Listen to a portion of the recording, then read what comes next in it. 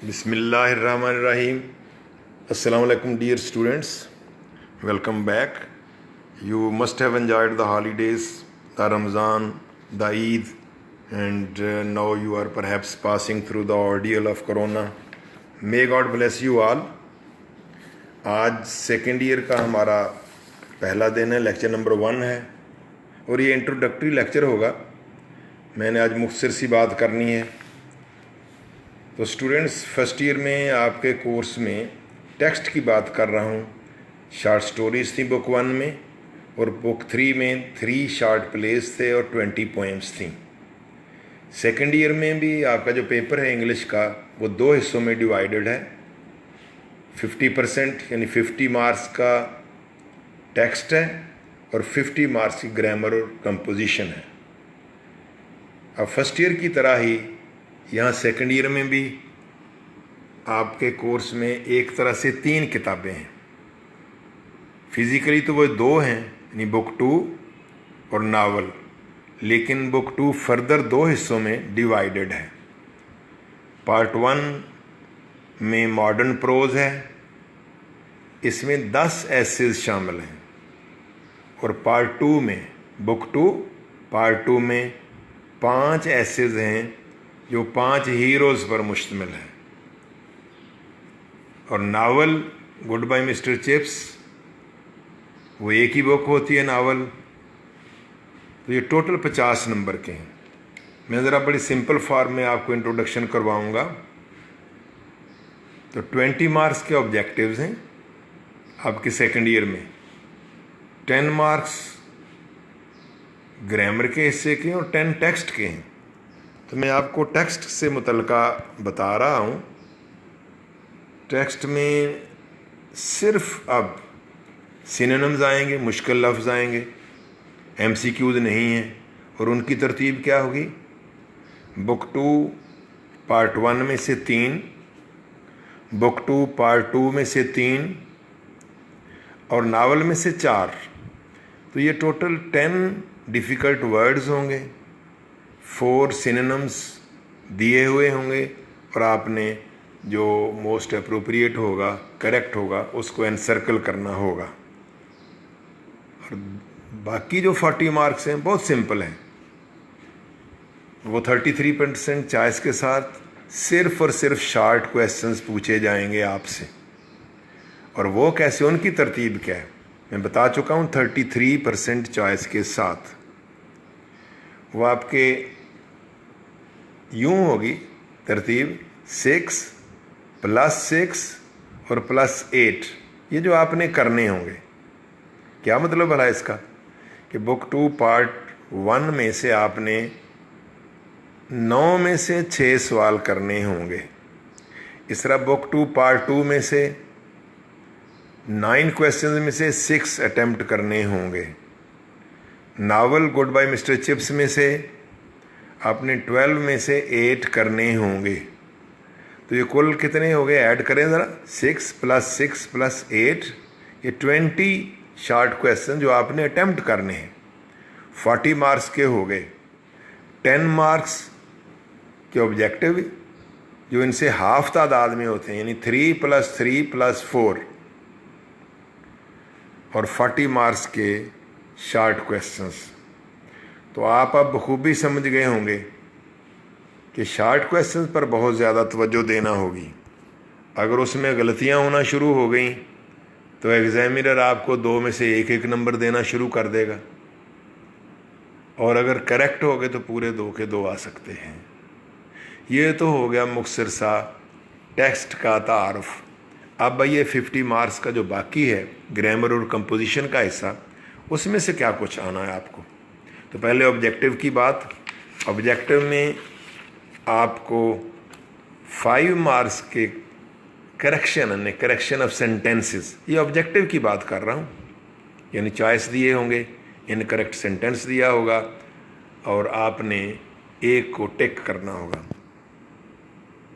ये 5 हो गए. और 5 की प्रेपोजिशन है, वो जो हरूफ जार कहते हैं, जिनको इन, ऑन, अमंग, बिटवीन वगैरह वो आने होते हैं. तो ये 10 नंबर के हो गए. और क्या आना है? ग्रामर के हिस्से में से, बहुत ही ईजी सा हिस्सा है। 10 मार्क्स के आपको ईडियम्स एंड फ्रेजेस, बहुत ईजी सवाल है, ये भी आप पर बोझ है, रटना पड़ते हैं, कोई गिवन सिलेबस नहीं है इसका। ईडियम्स और फ्रेजेस 5 आएंगे जो आपने करने होंगे, यानी ये 8 में से 5 करने होंगे, 10 नंबर के हैं। अगर आप ये 1-2 मिनट में सवाल हल हो जाता है, अगर आपकी तैयारी प्रॉपर हो तो 10 नंबर पूरे के पूरे आ जाते हैं। और ये सब्जेक्टिव में है। आगे सब्जेक्टिव में 15 मार्क्स का ऐसे है, जो कंपोजिशन में जो आपने ऐसे तैयार करने होते हैं, माई एम इन लाइफ, या कोरोना वायरस, या टेररिज्म, या अनएम्प्लॉयमेंट, डेमोक्रेसी, इस तरह के। इसका भी कोई सिलेबस नहीं है। वाज़ेह रहे, मैट्रिक में पंजाब टेक्स्ट बुक बोर्ड ने सिलेबस दिया हुआ था, उन्हीं एसेज में से आने थे। अब कोई सिलेबस नहीं है, लेकिन आमतौर पे 15-16 एसेज कर लिए जाएं तो उनमें से एक आ ही जाता है। चॉइस होता है, 4 में से आपने एक करना होता है। तो ये भी स्टूडेंट्स आपने ख़ुद से ही तैयार करने हैं। टीचर्स चेक करवा देंगे, असाइनमेंट दे देंगे, टेस्टों में दे देंगे, लेकिन करना आपने खुद ही होगा तैयार। तो इन छुट्टियों से फ़ायदा उठाएं, आप इन एसेस को तैयार करते जाएं। फर्दर क्वेश्चंस बाद में डिस्कस होते रहेंगे। आज तो इंट्रोडक्शन है जो ब्रीफली होगा। और अगला 15 नंबर का सवाल है translation from Urdu into English. ये भी अनसीन पैसेज होगा, उसको आपने ट्रांसलेट करना है। अगर आप करेक्ट कर लेते हैं तो 15 में से 14 नंबर आ जाते हैं। स्टूडेंट्स ने 100 में से 97 मार्क्स तक भी लिए हुए। तो ये बेटे 50 नंबर का ग्रामर का हिस्सा हो गया। मैंने पूरी तरह आपको समझा दिया है। एक बार फिर रिवाइज़ कर रहा हूँ कि 50 मार्क्स सब्जेक्ट, वो जो टेक्स्ट का हिस्सा आना है, उसमें से सिर्फ 10 नंबर के ऑब्जेक्टिव में सिनोनिम्स आएंगे और 40 नंबर के शॉर्ट क्वेश्चंस हैं। दूसरे हिस्से में जो ग्रामर का पोर्शन है, उसमें देखिए मोटे मोटे 2 सवाल हो गए। 15 नंबर का ऐसे, 15 नंबर की ट्रांसलेशन 30 हो गए, 10 नंबर के ईडियम्स और फ्रेजेस हो गए, 40 हो गए। इसमें टीचर ने कुछ भी नहीं करना।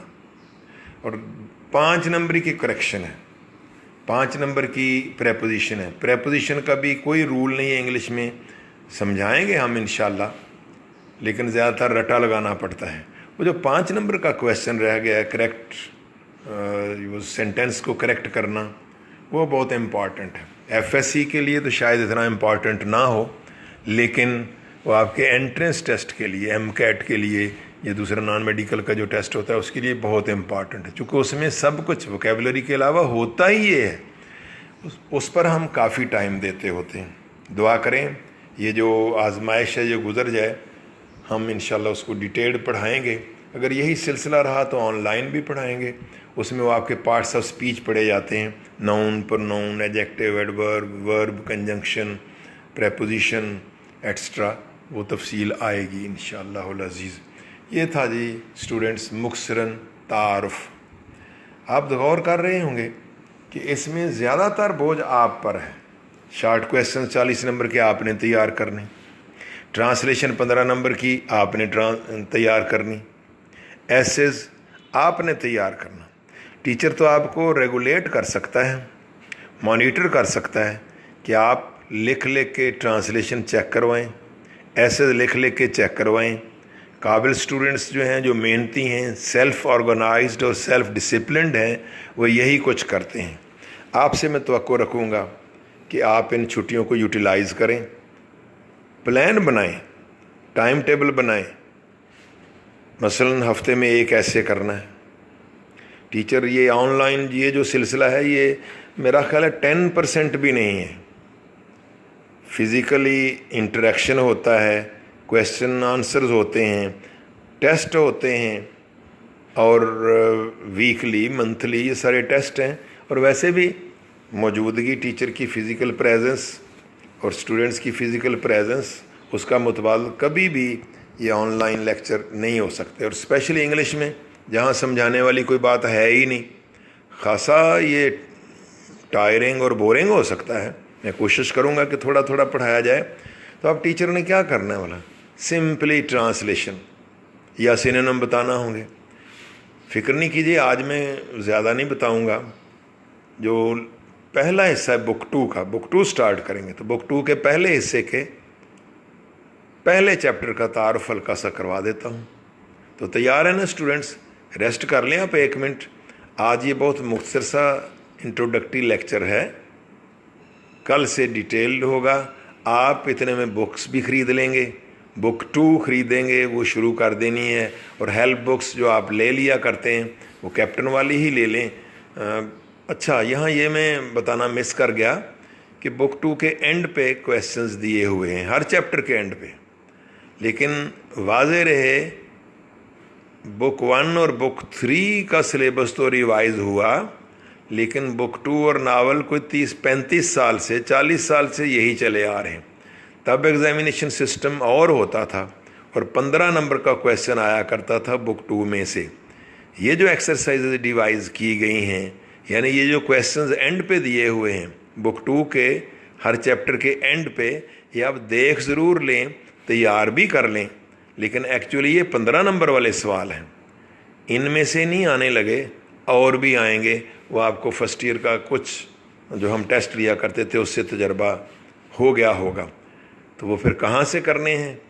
वो आप असल टेक्स्ट से क्वेश्चन तैयार करने हैं। जिन्होंने हेल्प बुक्स से मदद लेनी होगी वो कैप्टन में दिए हुए हैं, तो जिन पर निशान लगे हों उनको ज़रा स्पेशली कर लें, बाकी पढ़ेंगे तो सारे के सारे ही। तो कहना ये है कि असल टेक्स्ट, हमेशा मैं ये कहता हूँ, सबसे ज़्यादा इम्पॉर्टेंट चीज़ है। तो आप 1 मिनट का रेस्ट कर लें, फिर हम पहले चैप्टर का तारुफ करते हैं। Let's start students now. पहले चैप्टर का टाइटल है द डाइंग सन। लिखने वाले हैं राइटर सर जेम्स जीन्स। तो ये एक बहुत बड़े एस्ट्रोनॉमर हैं। एस्ट्रोनॉमर किसको कहते हैं? A person who is skilled in heavenly bodies, astronomical bodies, माहिर फल्कियात। जैसा कि नाम से ज़ाहिर है, द डाइंग सन, मरता हुआ सूरज। तो ये टाइटल इसलिए दिया गया है कि एक साइंटिफिक फैक्ट ये है कि सूरज जो है वो ग्रेजुअली अपनी हीट कम करता जा रहा है। Imperceptibly it is losing its heat. हमें पता तो नहीं चलता, लेकिन ये आहिस्ता आहिस्ता कम होती जा रही है। मुसन्नफ़ का नज़रिया ये है कि अरबों खरबों सालों में सूरज अपनी हीट ख़त्म कर देगा। तो गोया सूरज रफ्ता रफ्ता ख़त्म हो रहा है। अब आप खूबी समझते हैं कि द डाइंग सन, कि सूरज जब मर जाएगा तो होगा क्या? तो सूरज जो है, the sun is the source of life. When there is no sun there would be no life at all. So it is the real source of life. And perhaps if we try to determine the occurrence, the happening of the doomsday in the light of physics, and perhaps let me say that it is just a small talk, that perhaps only then there will be the doomsday. When the sun has lost all its heat, the doomsday will occur because there would be no life at all. तो हम इसका तारुफ करवाते हैं। तो ये जो ऐसे है, इसमें इन्फॉर्मेशन जो दी गई है आप ज़रूरी नहीं उससे इत्तफाक करें, क्योंकि ये नज़रिया थेरीज़ होते हैं, महज हाइपोथेसिस होते हैं या थेरीज़ होते हैं, और आहिस्ता आहिस्ता रिजेक्ट होते जाते हैं। जब तक कोई नया नज़रिया नहीं आता, पहला नज़रिया इन वोग रहता है। तो जेम्स जीन्स के नज़रियात ज़रूरी नहीं सही हों, ये रिजेक्ट हो चुके हुए हैं। ताहम इस ऐसे की जो लिटरेरी वैल्यू है, अदबी कदर कीमत जो है, वो अपनी जगह अभी भी एग्जिस्ट करती है। साइंटिफिक स्टाइल में लिखा गया है, जैसे आप फैक्टराइजेशन नहीं अलजबरे में करते, उस तरह से ये ऐसे है। तो सबसे पहले तो मुसन्नफ़ हमें बताते हैं कि पूरी कायनात में मैटर कितना है। तो मैटर से मुराद यहाँ सितारे हैं, उनके सैटेलाइट्स हैं, मून्स वगैरह हैं। तो सितारों की तादाद बताता है, और ये मैं बच्चों बता चुका हूँ कि प्योरली हाइपोथेसिस है। कहते हैं कि कायनात में इतने सितारे हैं जितने हमारे समुंदरों के साहिलों पर रेत के ज़र्रात हों। अब एक लम्हे के लिए तो हम यहीं हक्का बक्का रह जाते हैं। रेत के ज़र्रात के बराबर सितारे हैं। अब सितारों के बाद इनका साइज़ कितना बड़ा है, پہلے 2 لائنوں میں ہم حیران ہو جاتے ہیں. دیکھیں ہر ستارہ اتنا بڑا ہے کہ اس میں ہماری لاکھوں کروڑوں زمینیں سما سکتی ہیں اور پھر بھی جگہ باقی بچ جائے گی. ٹھیک ہو گیا جی. یہ تو ہو گئے ستارے یعنی میٹر. اب یونیورس میں خالی جگہ کتنی ہے, اسپیس کتنی ہے, وہ آپ کو اور بھی حیران کر دیں. کہتے ہیں خالی جگہ اتنی ہے کہ ایک ستارہ اپنے نیئرسٹ نیبر سے کوئی 10 لاکھ میل دور ہے, 1 ملین مائلز اوے, اور وہ بھی گلیکسی کے علاقوں میں, یعنی جہاں ستاروں کی کنسٹلیشنز ہیں, رش ہے, وہاں یہ عالم ہے. پرے جو خالی خلا ہے وہاں تو اور بھی بہت زیادہ دور دور ہیں. اب اتنا کچھ کہنے کے بعد جیمز جینس کہتے ہیں کہ یہ ستارے اکثر تنہائی میں یا گروپوں کی صورت میں سفر کرتے ہیں کائنات میں, وہ چل رہے ہیں. اب یہاں آپ یہ نہ آ جانا کہ ستارے ساکن ہیں, اسٹیشنری ہیں یا موومنٹ میں, وہ ایک الگ بحث چل جائے گی. ان کے نزدیک وہ موومنٹ میں ہیں. لہٰذا چونکہ خلا بہت بڑی ہے, یہ مکان ہی نہیں کہ کوئی ایک چلتا ہوا ستارہ دوسرے ستارے کے قریب آ جائے. یہاں سے آگے وہ پھر اگلا ہائپوتھیسس بتاتے ہیں کہ تاہم اتنے کوئی 2 کروڑ سال پہلے یوں ہوا کہ ایک ستارہ چلتے چلتے ہمارے سورج کے قریب آ گیا. سورج بھی چونکہ آپ لوگ جانتے ہیں ایک ستارہ ہے. وہ دوسرا جو ستارہ ہے اس کو کاز آف ڈسٹربنس کہا گیا ہے, چونکہ اس نے آ کے ہمارے سورج کو ڈسٹرب کیا, اس کے ساتھ شرارت کی, چھیڑ خانی کی. وہ بہت بڑا تھا دوسرا ستارہ.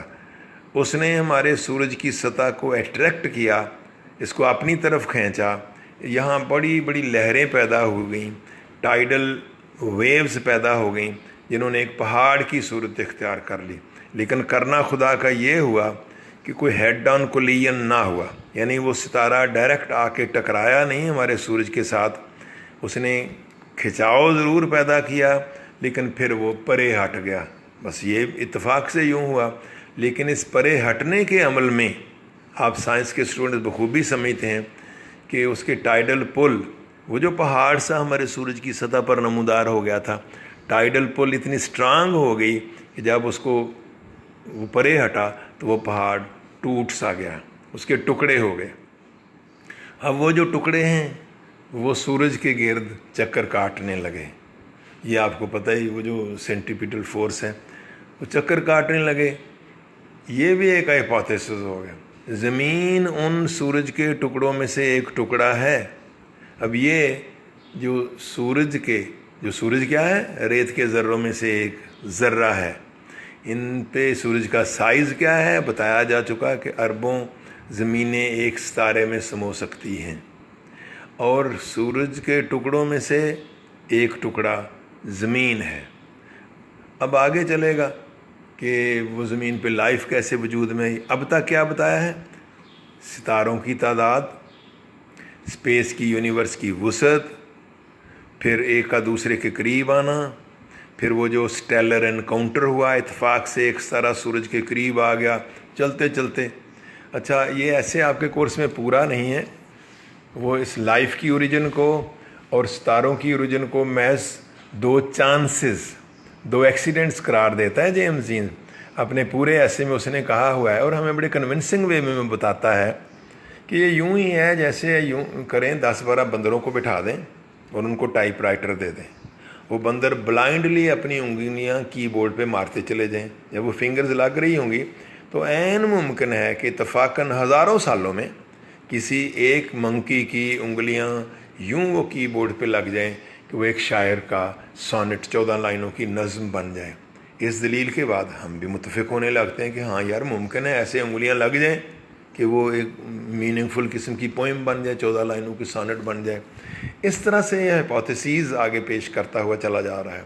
اب یہ سیارے تو وجود میں آ گئے, یہ جو پلینٹس ہیں ان میں ٹیمپریچر کیا ہے بچوں آپ سب کو پتہ ہے کہ لائف کی اوریجن کے لیے مخصوص فزیکل کنڈیشن ضروری ہیں, جن میں سے ایک مخصوص ٹیمپریچر سب سے امپورٹنٹ ہے, جس پہ میٹر نہ ایویپوریٹ ہو اور نہ ہی وہ کنجیل ہو, نہ وہ منجمد ہو اور نہ ہی وہ اڑ جائے بخارات میں ڈیزالو ہو جائے, بلکہ لیکوڈ فارم میں موجود رہنا چاہیے, کیونکہ لائف کہا گیا ہے کہ لیکوڈ سے وجود میں آئی.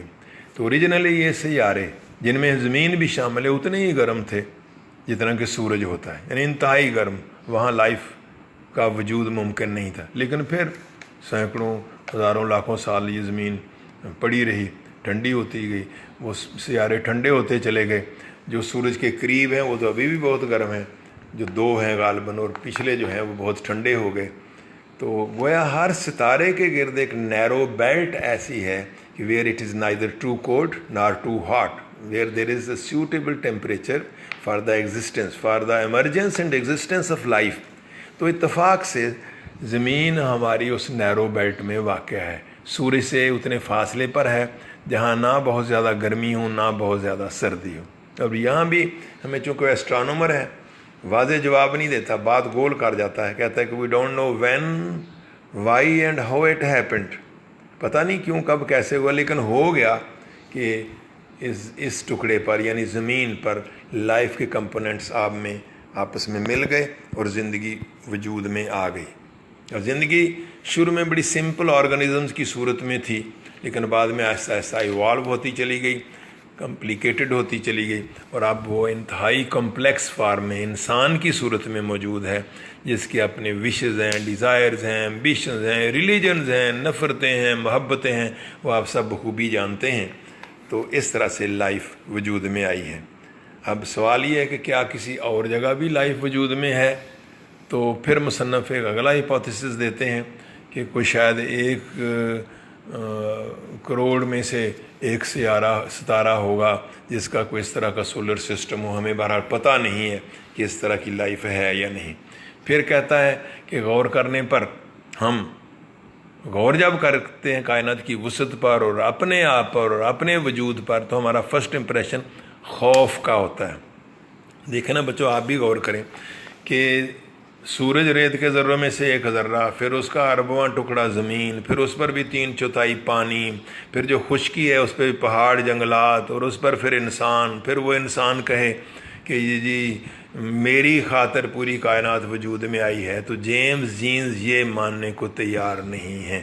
وہ ایک ایتھیسٹ ہیں، وہ کہتا ہے کہ حادثاتی طور پر یہ سب کچھ ہوا ہے، کوئی ایسا پلان وغیرہ اس کے پیچھے کوئی نہ تھا۔ تو کہتا ہے ہمیں خوف آنے لگتا ہے اپنے زمین کے چھوٹے پن سے، اپنی تنہائی سے، اور کائنات کی وسعت سے ہم وہ سمجھ نہیں پاتے۔ تو اس طرح سے یہ نظریات دے کے اپنے ایسے کو کلوز کرتا ہے۔ میں نے مختصر سا تعارف آپ کو کروا دیا، پھر سوچے اس میں کیا کچھ بتایا گیا ایسے میں کہ نمبر آف سٹارز، پھر سائز آف سٹارز، پھر the first stellar encounter when another star came near our sun and raised tides on its surface، پھر وہ جو اس کا رزلٹ ہوا یعنی دا کریشن آف پلانٹس، اور اس کے بعد the origin of life on earth, پھر why does the universe look frightening to us. اس طرح کے یہی ہر پیرے پر ایک آدھ سوال ہوگا، وہ آپ تیار کرتے چلیں گے جائیں گے انشاءاللہ۔ کل آپ بک خرید لیجئے، ہم صرف ریڈنگ کریں گے، پین پینسل ساتھ رکھیں گے، میں ترجمہ کروایا کروں گا، اور شاید اگلے روز کو سینونیم کا اور چھوٹا موٹا ٹیسٹ بھی دے دیا کروں گا۔ جو بچے ذرا سیلف ریسٹرینٹ رکھتے ہیں وہ ان کو حل کرتے جائیں گے۔ Thank you very much, good luck. پھر ایک طرح کی آپ کی رینیول ہو رہی ہے، چھٹیاں گزر گئی اور ہم نے پھر سے پڑھنا شروع کر دیا۔ خدا حافظ بچوں۔